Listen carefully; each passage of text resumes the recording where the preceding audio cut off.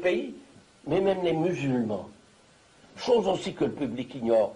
60 000 de nos camarades étaient des musulmans. Hitler était très sensible à l'islam, ça c'est vrai. Mais d'autre part, il savait les possibilités immenses que représentait l'islam pour une Europe unie. Il était sensible à l'islam du point de vue religieux. Du point de vue religieux, oui. C'est un homme profondément religieux, quoi qu'on en pense, et qui est resté tout le temps catholique. Il était anticlérical, c'est autre chose, parce que le clergé politique, avant Hitler, avait été féroce contre le national-socialisme. Puis après, avait été à plat ventre, comme ça s'est toujours passé. L'Église a toujours été en retard, puis se précipite au pied du vainqueur. Bon.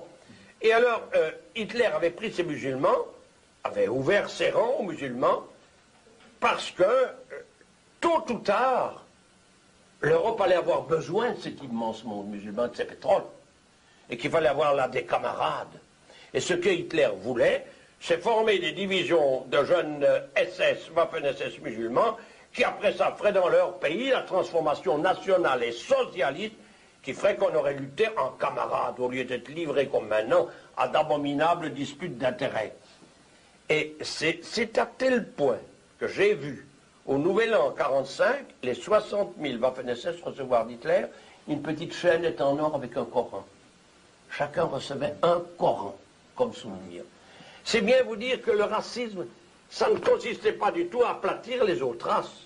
Le racisme consistait à faire des gens de son pays une race puissante, à avoir des jeunes garçons solides, comme étaient ces jeunes garçons dans le jeunesse nigérienne.